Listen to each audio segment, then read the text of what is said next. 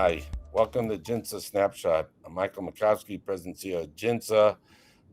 It is Friday, September 26th, around noontime, and I'm joined as usual by my distinguished colleague, John Hannah, the Charles Wax Senior Fellow. Good to see you, John. Hey, happy Friday. Happy Friday, and good to have you back in the office if you're gone for a week. And everybody wishing everyone, as we did last week, those observing a happy and healthy new year. All right, John, look, we had, as usual, nothing going on. No, we have... busy week, incredible, both in Washington and in especially New York. That's right. So we had Netanyahu just gave a speech this morning. I watched it. I didn't have a chance to read the text because I was telling you it was the thing that surprised me. I guess I never really paid attention before. I didn't watch it at the very beginning, but as soon as he gets to the podium or as he's walking to the podium, the place just empties out. Yeah. As I was saying, it's like you're one of these big conservative or reform temples on a Saturday. You know, on average Saturday, you got this big cavernous room and there aren't a lot of people. Now, hey, I used to be a member of a reform temple, so be careful. No, that's true. And by the way, it's true. I've been in a lot of empty rooms. Yeah, and there's some. I've been to conservative synagogues that actually, like Rabbi Wolpe's in L.A., which really get an amazing turnout. Sure. But the place cleared out. He didn't really say too much new, I would say. But he did use the occasion to castigate a lot of the members of the UN for supporting this Palestinian recognition. This has been an initiative of Macron and the Saudis in recent months, and then on Sunday you had the UK, Canada, and Australia, and I think Portugal joined in. As we put out a statement, we compared it to unfavorably to recognizing the Marx Brothers fictitious country of Fredonia, but it's a lot more serious, unfortunately. Yeah, unfortunately. Yeah, and as Trump himself said. So we had all that. I'll just say that I don't know. I got a little extra pleasure then watching on Twitter that Macron's car or his own motorcade got blocked. He couldn't get to some meeting because Trump's motorcade was coming. He calls up Trump, and Trump just told him to literally take a walk. So given that he's been leading the charge on this, it was at least gave me a little pleasure about that. So, John, I know we want to talk about Trump's meeting with the Arab leaders, with some Arab leaders on Gaza, but here, I'll leave it to you to talk about that or what else happened in Washington this week.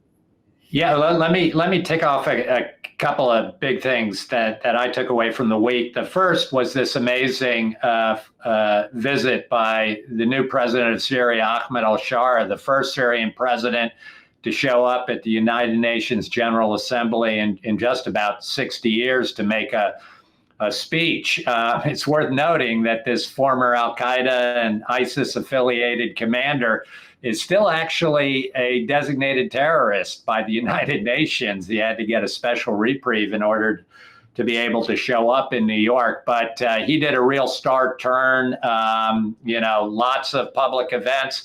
Perhaps the most surreal and amazing one was this guy who had cut his teeth on going to join the global jihad to kill Americans in Iraq he was an expert in kind of building roadside bombs. That guy sat down at an economic forum event with General David Petraeus, who of course was our commander in Iraq and actually was responsible for throwing the guy in a couple of notorious U.S. detention centers in Iraq before he went on to become famous in Syria. So that was a big deal, Mike. We got a paper coming out on Syria next week that everybody ought to stand by for. Another big thing I thought I'd be interested in your views on this friendly relationship between the President of the United States and the Turkish President, Erdogan, who got his very high value meeting in the Oval Office with Trump just yesterday. And importantly, they talked about the possibility of Turkey getting these fifth generation F-35 American fighters.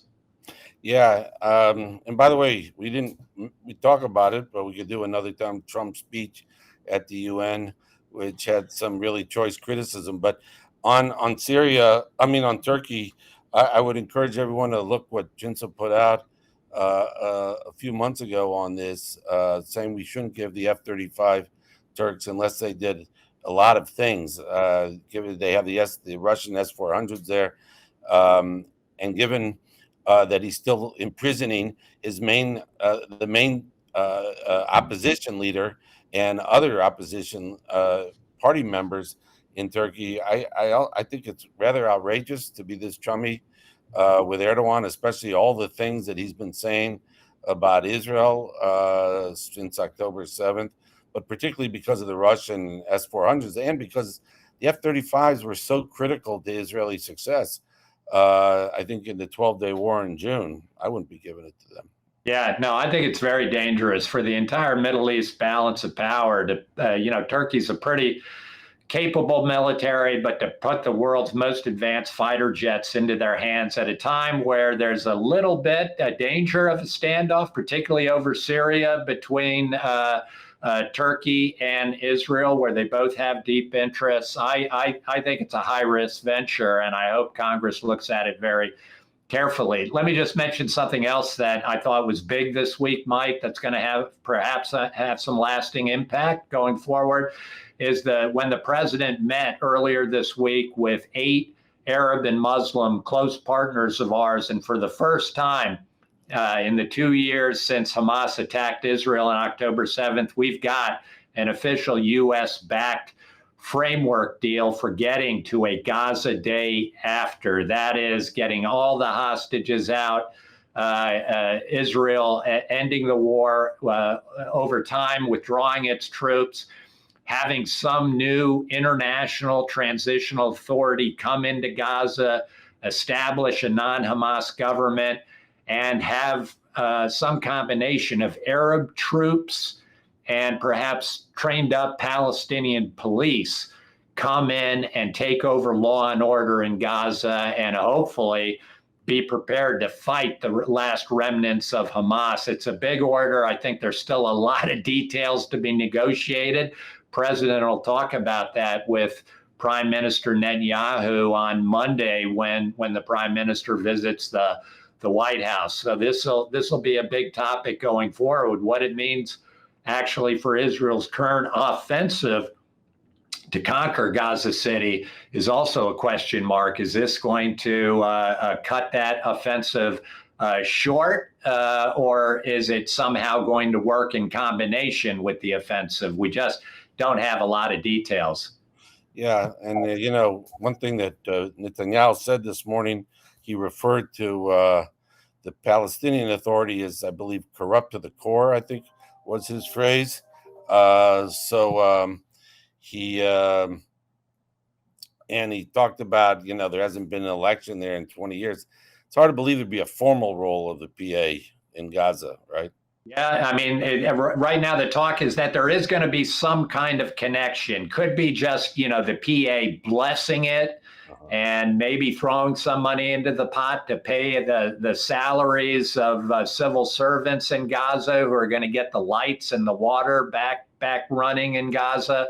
But the PA question, obviously, inside of Israel is a real political hot potato. So it's going to have to be handled very carefully. The other thing that was big news perhaps this week, Mike, was the president's very strong statement, I think yesterday out of the Oval Office, no to any unilateral Israeli annexation, at least in the short term, in the West Bank, which of course has been a subject of conversation in Israel, particularly in the context of how do you fight back against this diplomatic onslaught of recognition of the Palestinian state?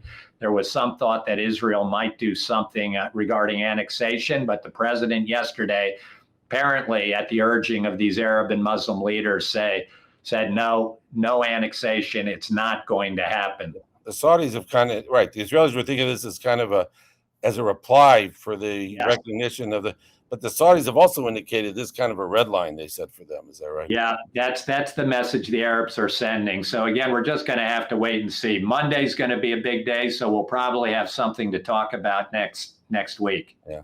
Okay. Well, that's a good segue. John, it's great to talk to you. Obviously, we'll have a lot to talk about next week. I want to wish you, John, and everybody watching a good weekend. Thank you. Thank you, Mike. Bye.